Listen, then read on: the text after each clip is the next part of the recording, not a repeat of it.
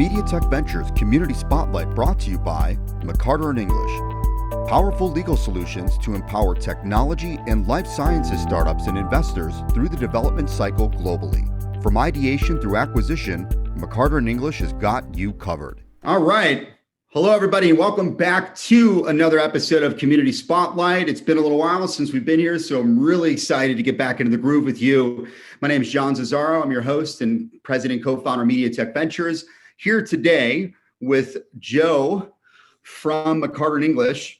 And Joseph Daniels has been not only huge in the startup ecosystem since I've known him, but does everything from startup to M&A and everything you can imagine in between. Really excited to have you on the show today, Joe. Thanks for joining us. Hey, thank you. So just to give everybody a little bit of a background in what exactly you do day to day, can you talk to us a little bit about what it is that kind of you focus on and specialize on in particular? Yeah, let me give you a rundown on my firm and myself. So I'm with McCarter and English, and this is a 175-year-old full-service law firm, and we represent, startup to Fortune 50 clients. We have a department for everything a business needs, like real estate, tax, IP, just like every other big law firm. And I'm in the corporate department. I'm actually co-chair of our venture capital and emerging companies practice. We have about 400 lawyers in 10 offices. We've been representing startup founders and investors forever. For example, Thomas Edison himself and the Edison Venture Fund. As for my venture capital emerging companies group, that's sort of what I do day to day. We focus on formation, financing, growth, and exit. So what is that? Basically helping everything from one person with a business plan to a team of serial entrepreneurs who've been doing it over and over, form the right type of company, protecting their equity with vesting, protecting their IP with agreements and filings, then raising successive rounds of angel and venture capital financing, expanding through acquisitions and partnerships and commercial agreements of every type, and then any kind of growth agreements that you can think of, and then helping the company exit through an M&A deal, an IPO, a SPAC acquisition, a reverse merger, reverse IPO, whatever. And we're big in the league tables. We have ranked. We just started assembling this group in 2014 from all of our national competitors, lawyers from all those firms, and we've gotten as high as 3 to 6 in our region and 6 to 9 nationally and globally in terms of the number of angel and VC deals that we close every quarter and every year for founders and management and investors all over the world. We represent thousands of startups, big venture funds like Differential Ventures, Harlem Ventures, Conscience, Trailin, Walkabout. You may not have heard of them, but they're very active. And to give you a feel for the kinds of deal flow we have, we've done about 170 deals so far in 2021 for more than 6.1 billion. Last year we did full year 2020, 184 deals, 7.2 billion. That was like 147 on the company side and 37 on the investor side. And, me, I should also mention, sort of before I talk about me, we also have a 120 lawyer IP group that basically does, and they have specialists in every technical area, like from biotech to semiconductors, software's in there, obviously. And they handle the patent, the trademark, and the copyright, litigation, licensing, and prosecution of those that type of IP.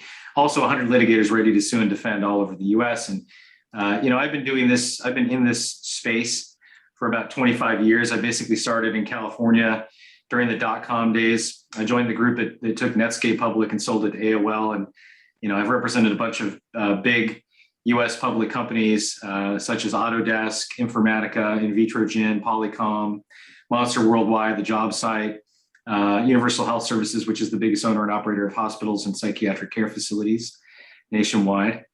You might want to think about the psychiatric care facilities.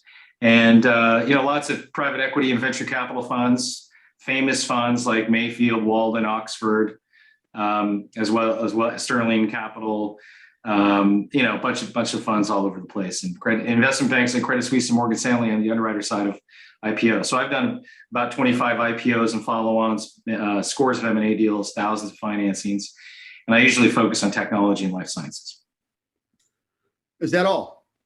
Yeah, that's all I've got for you right now. Wow. I think my favorite line of that was hundreds of prosecutors lined up ready to go and take you to court. It's a good thing to have when someone's coming after you, right? Sure. Or if you need to go after somebody, right? Absolutely. The legal way, of course. Talk to me a little bit about how you kind of got into that. I mean, like, that's so much to cover, especially on the legal side. And there's so many different variables there to take in consideration. Obviously, it was an evolution, right, of your evolving career and to where you are now. But where did it start? What got you into law initially in pursuing these types of opportunities? Well, like a lot of law students looking at 120,000 of law school loan debt, I found lucrative opportunities very interesting. So when I saw I graduated from 96 in law school. When I saw the Netscape IPO happen in 1995, I wanted to go up there into the Silicon Valley. I was in law school at USC in LA, close enough, right? It's like 450 miles away from the Valley. But everybody in LA is into like film finance and that entertainment industry stuff. And so I wanted to make that move. And then what I did is I went to a San Diego firm that was a bunch of Valley people who were trying to build that same thing in San Diego. And then I went up to Palo Alto like a year later.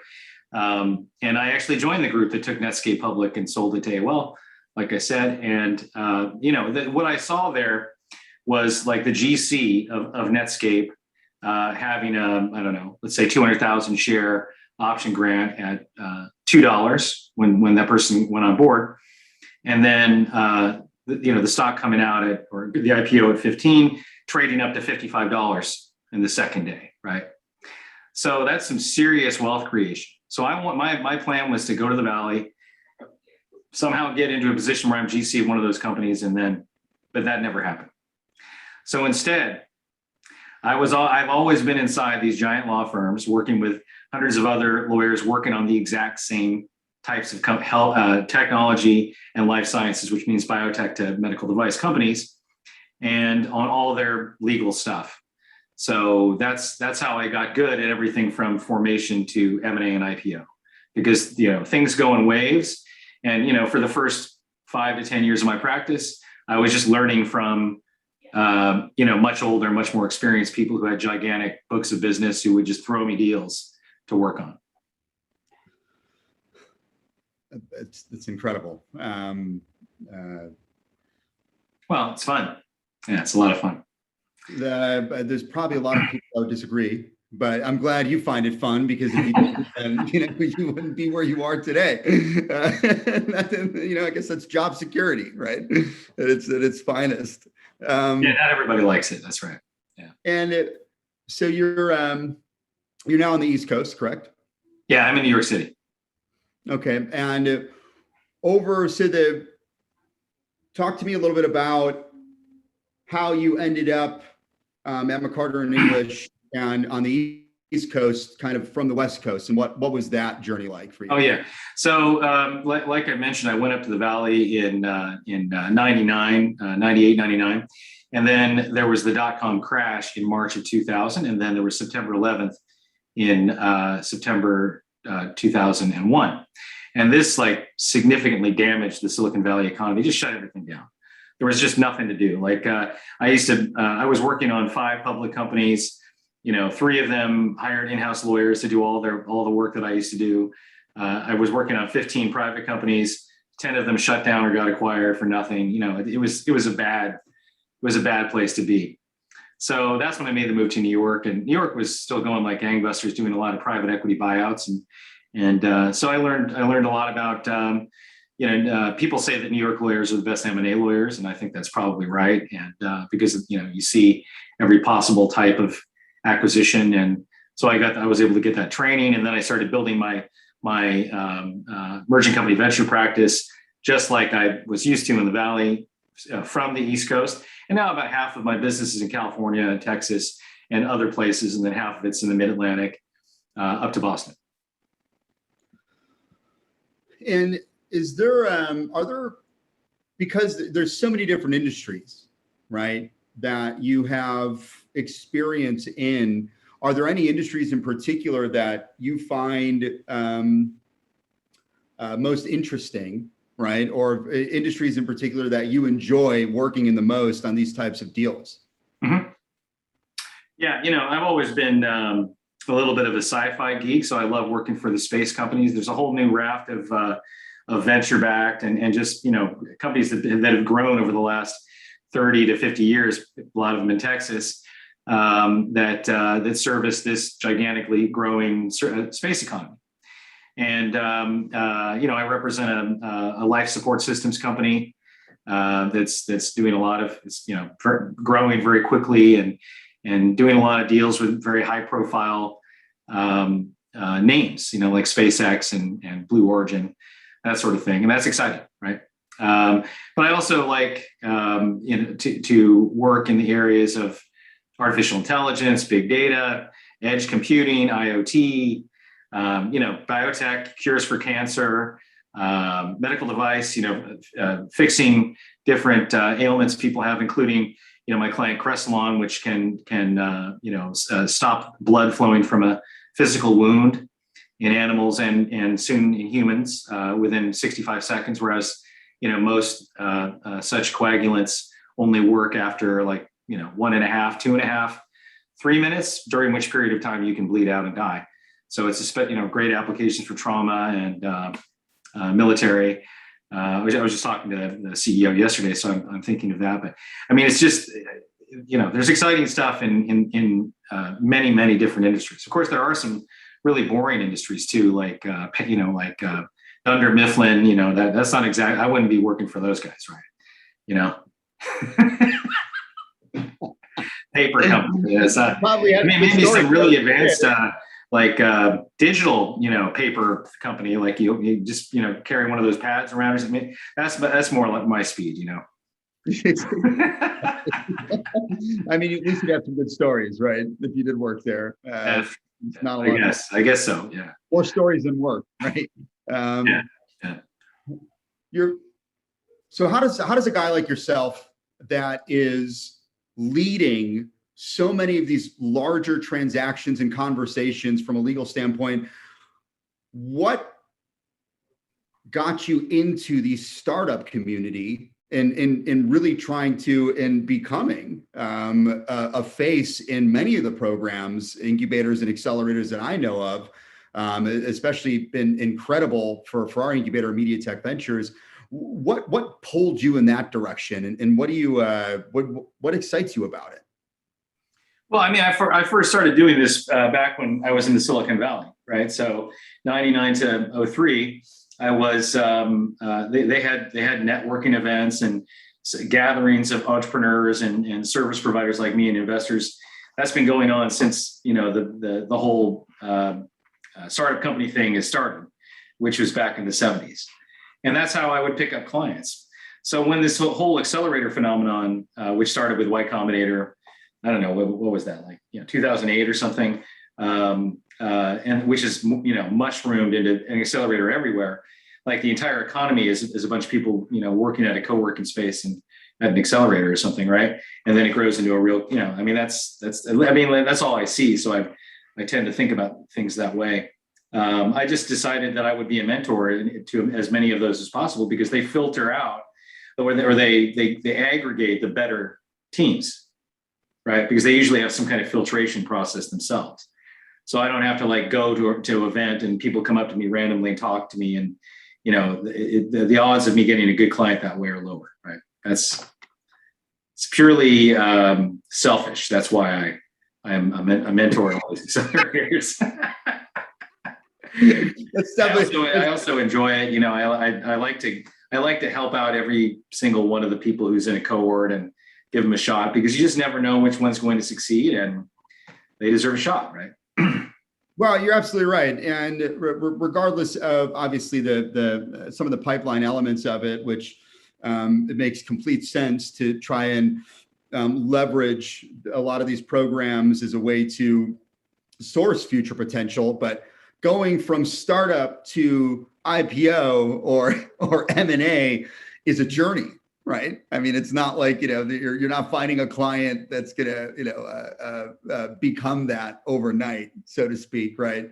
Let's talk a little bit Well, let about. me give you an example of that. Go So ahead. I've got a guy that I think we formed his company, his US company, in January, and he's got an overseas operation. I'm not going to give up a lot of the facts. And he's already started, I think he's raised like 15 million bucks. And he has, I think, a 30-person team in this other country. And he's already gotten acquisition offers of 90 mil because he's in one of these super hot fintech spaces that is just taking off worldwide. He's taken ideas that were very successful in the US or other advanced countries and taking it to an emerging market. So, it does happen sometimes. We're super fast, like within a year or two. Yeah, definitely the exception to the rule, though, Yeah. right? Like I can only imagine the hundreds, if not thousands, of companies that have spoken to you at some point that ended up not speaking to you shortly after because they were no longer a company, right? Yeah, or they next speak to me 2 years later, and then after that, and they don't get funded until 8 years later. That happens quite a bit. Yeah, that's true. That's true, especially in the Valley. Right, like some investors, like, how many times have you failed? Twice. Okay, I'll give you money. Right? Like, wait a minute. What are some of the biggest misconceptions with legal and attorneys in kind of the startup space? And what are some of the things that you would recommend for entrepreneurs to seriously consider when either starting up or trying to race towards acquisition? Well, most people would think that if you work with somebody like me, with all the big deals I do and have done in an office like this one behind me, which is my office, we pay millions a month per square foot per floor for this kind of thing. We're too expensive, right? But what they don't understand is that we have such a large volume of work. We are not trying to make money off of startups. We're trying to make money off of companies that they've already done their A round, or at least a good sized seed round. So our objective in even interacting with startups is to do surgically, like a special forces A team or something, exactly the bare minimum required to get that company to funding, so that they can actually start becoming a real client, right? And if you go to the strip mall lawyer, the oil and gas lawyer down the street, or someone who just doesn't know this space, they don't know how to do it like an assembly line. They can't do it efficiently, and they're probably going to end up charging you more. That's one major misconception. By the way, that entire building is his office. So when he pointed to the building, he said, "That's my office." That's what he was talking about.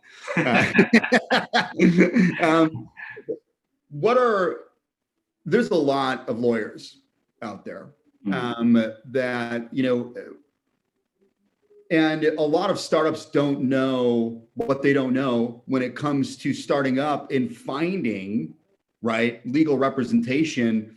What are some best practices in identifying kind of the ideal legal team for you? And what are some red flags, frankly, that, in engaging with firms early on that startups should be aware of? Well, if you're in a regulated industry, you have to ask the particular lawyer if they have lawyers on their team that have expertise in the space and that can help with, whatever work you're going to need. Like if you have like a HIPAA compliant app, you've got to have people who can draft, HIPAA compliant terms of use, privacy policy, customer and supplier agreements, things like that. That's the regulated industry issue. There's probably 20 law firms in America that I would go with if I had a startup, and those lists are out there. I'm on it.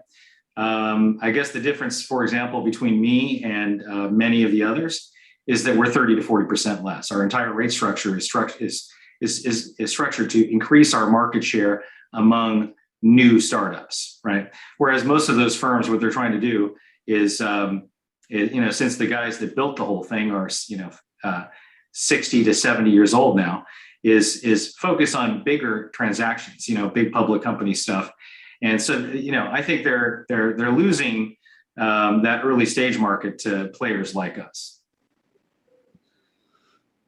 It's so important because the wrong legal representation early on can severely hinder or pretty much end your career as a startup if you kind of get that wrong upon inception, right?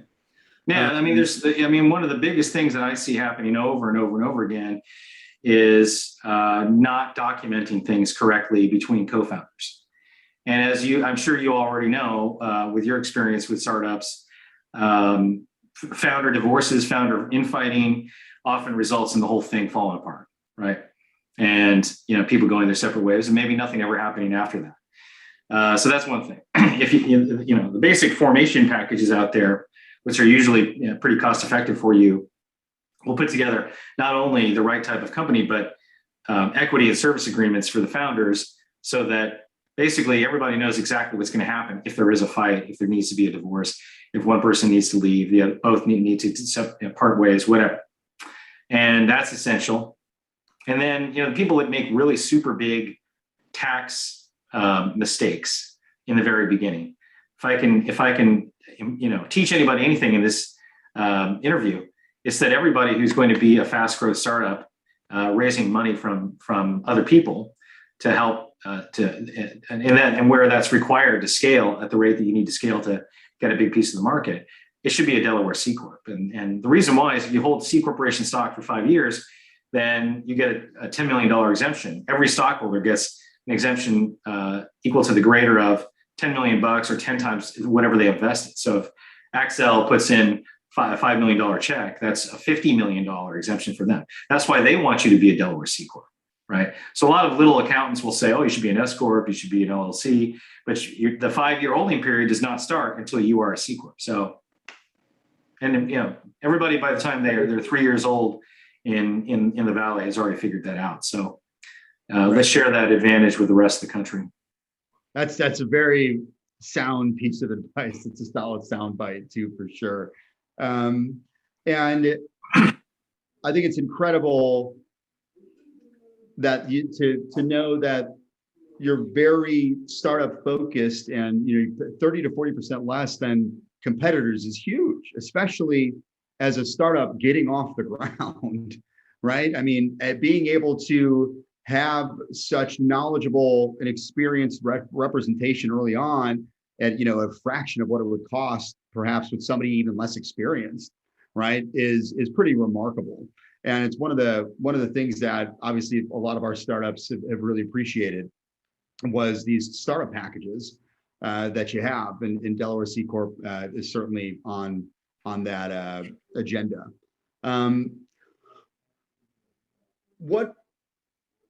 When you're mentoring, right? When you're mentoring startups or they set up office hours with you, what are some of the things that you would want these startups to come to the table with, right, in preparation to having a fruitful meeting with you early on to get the most out of your time together? Well, I mean, that conversation usually consists of them telling me what their business is and, who's on their team, how far along the company is and things like that, so that we can recommend, what next to do. And it's usually only a 15-minute, 30-minute conversation before I can, suggest a list of things that they should probably do to move forward. They, think about it, and then they usually come back and sign up. So really not that much. I guess we gotta start the bar somewhere, right? Yeah.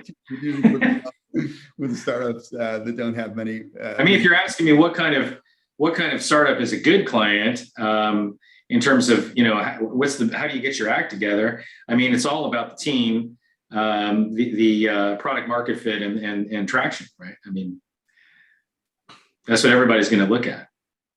Yeah, couldn't agree more. When it comes to raising capital, right, early stage capital for startups, and having your I's dotted and your T's crossed on the legal side, what does that process usually look like, and what should they prepare for legally when they want to start pursuing capital meaningfully?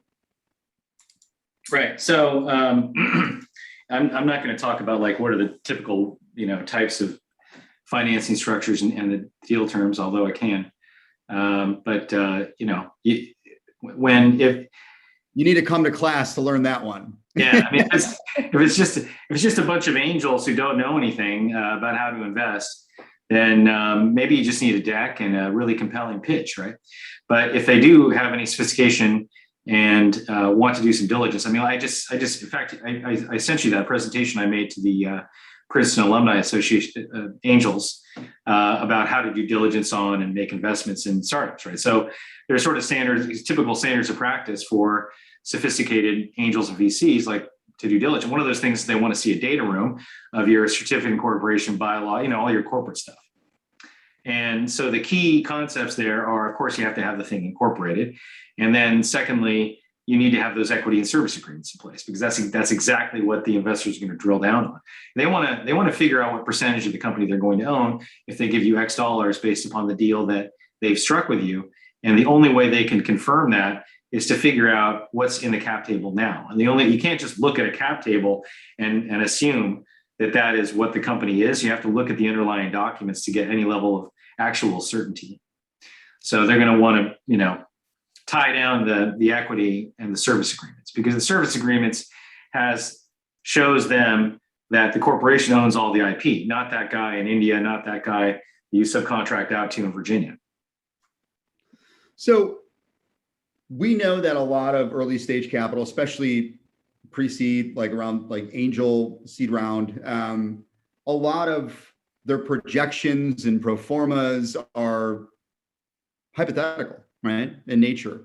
When it comes to the types of information and the types of deals that you've helped facilitate, what tends to be some of those more successful and factors in that kind of early stage raise that tends to go over well with the investment community, knowing that, hey, look, I might have an MVP and a prototype, right? I don't have a ton of customers, right? I'm not making 500,000 a year, right, on the product, and I need capital to really bring this thing to market. And we've got some validation, but not a track record. Okay, if you have exactly those two things true, the only thing left would be, for example, having a seasoned serial entrepreneur team that has already, exited 3 startups with 10 million plus exits, right? And you're knowing, because you invested in those deals, that they pivoted 3 times in each company, right? That they were able to go the right direction to get to that exit for their investors. So it's the team that you're going to look at if you're that raw, if you're that early stage. And a lot of people make their decision exclusively based on the team. So if you think that there are some weaknesses in you as the sole founder, then you should recruit co-founders that would supplement you, right, in whatever skill sets you think would benefit. Would it be safe to say that having a strong advisory board would also kind of help offset? Let's just say, hypothetically speaking, we're a brand new group of founders. We don't have any track record per se or exits under our belt, but we are well connected and we are knowledgeable in our industry, and we've got connections in a strong advisory board of people that are obviously much higher up and more experienced and might have some of those exits under their belt. Is that also a deciding factor that you've noticed and you've seen in some of these early transactions? Absolutely. Advisory board members make a big difference in the minds of investors, particularly if they're people that will get on the phone and say good things about the company and its team, or otherwise participate in investor discussions. And it's also good to have people, the right people, potentially just onboarded as some kind of a consultant. So I put them into those 2 categories. And any kind of involvement by people that supplement the team's skill set is great. That's awesome. That's advice that people don't hear every day. So I'm excited. All you have to do is give people a small equity grant, and they're very, very commonly very happy to help out and participate if they like you. Right. Yeah. I think the way that I always explain it to startups is an advisor picks up the phone, maybe once a month and says, that's a good idea or a bad idea. A consultant goes, that's a good idea or a bad idea, and this is what we should do. Right. That's right. Where do you see venture capital, right? I mean, we're venture capital is transforming, especially in an economy where a lot more, I would say, either VCs or the consumers are being a lot more kind of mission and conscious driven. So we're seeing a lot of capital kind of figure out how to be more diverse, right? More equitable. What are some of the trends that you're seeing in venture capital that are as venture capital evolves and where it could end up in the next 5 to 10 years? Yeah, I mean, the trends I see in venture capital right now are the valuations have really increased just in the past year, and then between 18 and 20, they had already gone to like sky high levels. So it's a great time to raise money. It is getting to be a little bit scary to invest because there's obviously talk about Fed tapering of its asset purchases and then eventually potentially raising interest rates, which but that basically usually puts a damper on valuations and both private equity, venture, and all public market valuations start to go down, especially in tech and life sciences, which is exactly where VCs invest. So, what does it mean for founders? Take the money while you can. I mean, but the message is always the same for founders: take the money while you can at the highest possible price. Absolutely, that's right. That's right. And what about? I'm personally not going to be allocating any money to venture funds right now. I mean, that's that's where I'm at on that. I mean, look. But then again, like, what if I put the money in now? Then the market tanks in the next 2 years, and then there's a bunch of bargains that they're picking up. So, don't take investment advice from me on that. And SPACs have skyrocketed, right? I mean, like the most SPAC, 90% of SPACs are trading under $10, which is the typical offering price of the SPAC, which reflects that people are thinking they're not going to be able to get an acquisition that the stockholders are going to approve, and there's sort of I think a downward pressure because everybody's concerned that the hedge fund guys that got in, promoted it, are going to redeem. But we'll see how that. I mean, personally, I thought the SEC's put a. Well, I'll just say that I'm working on deals where usually we get SEC comments in 30 days on a SPAC, a new SPAC filing, and now it's taking 60 days, and we still haven't heard anything. So they're trying to figure out what nasty things to say to us. Right. in the most intellectual way. Yeah. But for those of you that don't know, a SPAC is a special purpose acquisition company. And that people just kind of funnel a bunch of money into a public entity and they go and acquire a bunch of organizations to trade publicly in hopes that it would go up in valuation over time.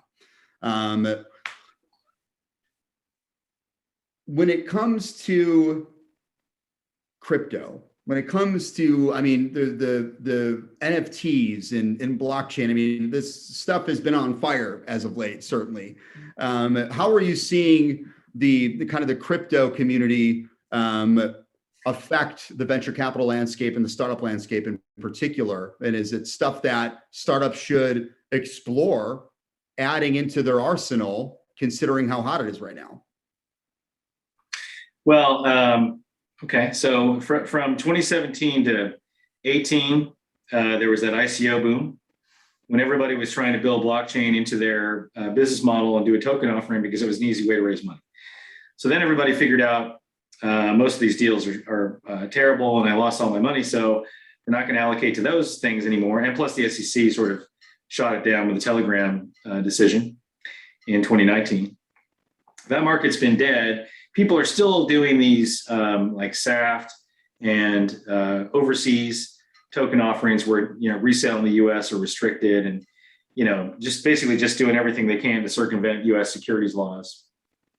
But I think that there's more capital being allocated into things like that is not tokenized, that is just like early investor, seed rounds into things like DeFi platforms where people are trying to build decentralized networks that will be tokenized in the future. by means of an airdrop or whatever. But building it in the old-fashioned way, which is just raising typical startup capital, namely dollars, fiat money, by selling safes, convertible notes, preferred stock, and building all that before tokenizing it and releasing the tokens to avoid the securities laws issues with tokens. I think that's what's going on there. And I would not just build blockchain into everything that you're working on. I think everybody also learned in the past 3 to 4 years that there are very few business models where blockchain actually adds any value. Absolutely. Well, and to be honest, it's just a security layer, right? So if your solution isn't already sound, adding blockchain to it doesn't make it better. You paint a turd gold, right? Like, it's a more secure turd, though. It's on blockchain. Well, it's still a turd, right? And it also is a really slow turd, right? I mean, yeah, it's true. Blockchain is slow so far. It is slow. It's improving, but it's still pretty slow. A couple more questions for you while I got you. When people reach out to you, first of all, how do they get a hold of you? And how do you prefer people reach out if they would like to set up a meeting or they would like to engage with you in particular? Just my email, jdaniels@mccarter.com. Simple as that. It's on the website too. Right here, click right here. Subscribe. But what about, look, you got a lot going on, right? How do you determine, based off of, somebody potentially cold outcome? Right? Yeah, I mean, most people who reach out to me, they explain in their email what they need help with. If it's just someone saying, "Hey, call me, dude," or something like that, I'm not gonna call that person back. Everybody, I don't know. They think of me as like a doctor. They like, "Doc, I have this problem with my head. It hurts over here," something like that. Got it. Okay, so be specific with why you're reaching out, we'll have all the website information for everybody to click on.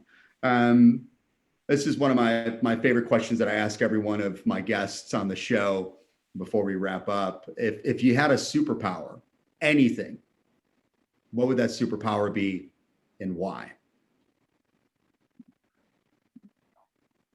Well, I'd like to see into the future. Simple as that. That's what I've always been working on. And, because I can just make great plans for what's to come, right?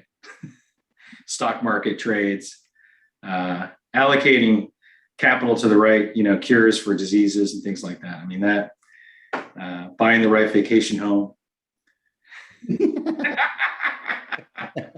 the next IPO. Absolutely. Awesome.